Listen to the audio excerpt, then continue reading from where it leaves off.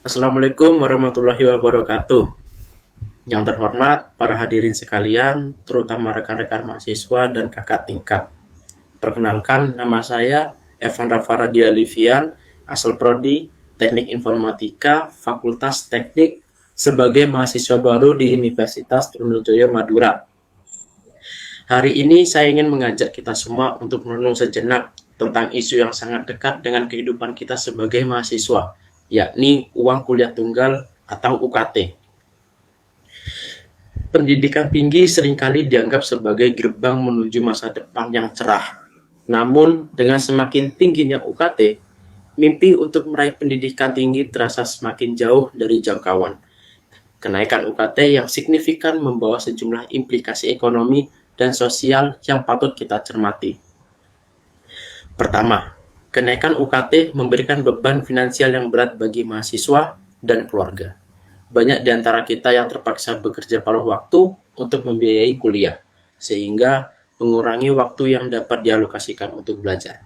Bahkan tidak sedikit mahasiswa yang harus menunda kuliahnya atau putus kuliah karena tidak mampu lagi membiayai pendidikan.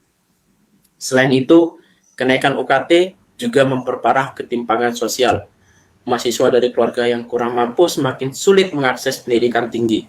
Sementara mahasiswa dari keluarga yang mampu dengan mudah melanjutkan studi. Hal ini tentu saja tidak adil dan dapat menghambat mobilitas sosial.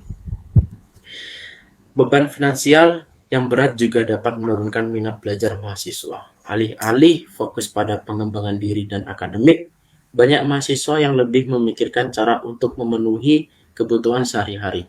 Akibatnya, kualitas pendidikan pun ikut terpengaruh. Kita semua tahu bahwa pendidikan tinggi adalah investasi jangka panjang bagi sebuah bangsa. Sumber daya manusia yang berkualitas adalah kunci untuk mendorong kemajuan di berbagai sektor, seperti ekonomi, teknologi, dan sosial. Namun, dengan membatasi akses pendidikan tinggi melalui kenaikan UKT, kita sedang menghambat potensi pertumbuhan bangsa. Bayangkan, jika banyak pemuda-pemudi berbakat tidak dapat melanjutkan studi karena terkendala biaya, kita akan kehilangan potensi besar untuk menciptakan inovasi dan solusi bagi berbagai permasalahan yang kita hadapi. Penelitian dan data terbaru menunjukkan bahwa kenaikan uang kuliah tunggal atau UKT di perguruan tinggi di Indonesia memiliki dampak negatif yang signifikan terhadap kualitas lulusan. Beberapa efek utama dari kenaikan UKT adalah: 1. Penurunan minat melanjutkan pendidikan tinggi. Banyak calon mahasiswa dari keluarga ekonomi menengah ke bawah enggan melanjutkan untuk pergi ke perguruan tinggi karena biaya yang tinggi, mengurangi jumlah pendaftar, dan keragaman di kampus. Kedua, tekanan finansial dan stres. Mahasiswa yang harus menanggung biaya tinggi sering mengalami stres dan kecemasan yang dapat mengganggu kesehatan mental dan juga fisik, serta menurunkan motivasi belajar. 3. Penurunan kualitas lulusan. Beban finansial yang berat dapat membuat mahasiswa tidak mencapai potensi akademik maksimal mereka, yang akhirnya berdampak pada kualitas lulusan yang lebih rendah. Dan keempat, ketidakpuasan dan protes.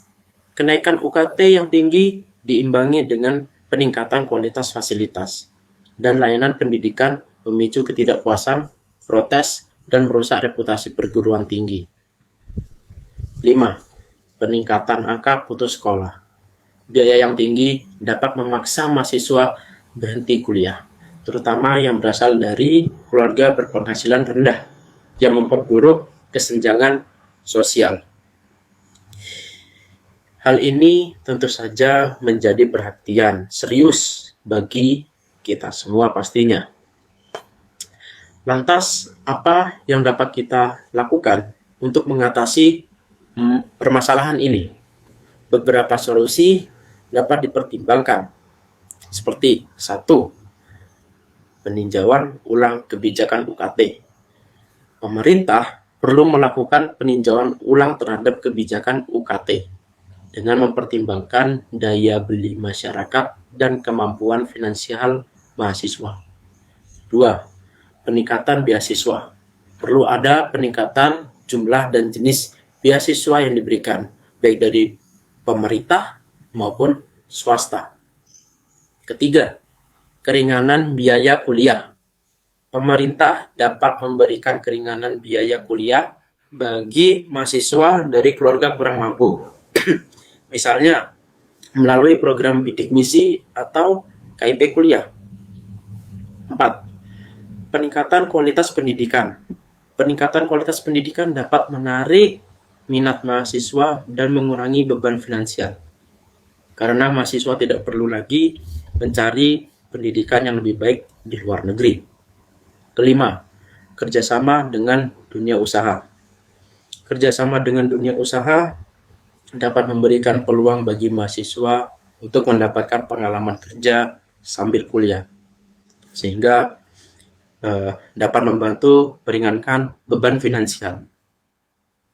Sebagai mahasiswa, kita memiliki peran penting dalam menyuarakan isu ini. Kita dapat mulai dengan 1. Berorganisasi. Bergabung dengan organisasi mahasiswa untuk memperjuangkan penurunan UKT dan peningkatan kualitas pendidikan. Kedua, menyuarakan aspirasi. Mengungkapkan pendapat melalui media sosial, surat terbuka, atau demonstrasi damai. Ketiga, mencari beasiswa. Aktif mencari beasiswa untuk meringankan beban keuangan yang pastinya. 4. Mengajak masyarakat. Mengajak masyarakat luas untuk peduli terhadap isu pendidikan dan bersama-sama mencari solusi. Kelima, mencari dukungan. Mencari dukungan dari berbagai pihak, termasuk pemerintah, lembaga swadaya masyarakat, dan dunia usaha. Pendidikan adalah hak setiap warga negara. Dengan bersama-sama kita dapat mewujudkan pendidikan tinggi yang berkualitas dan terjangkau bagi semua. Mungkin segitu saja orasi dari saya. Kurang lebihnya mohon maaf. Wassalamualaikum warahmatullahi wabarakatuh.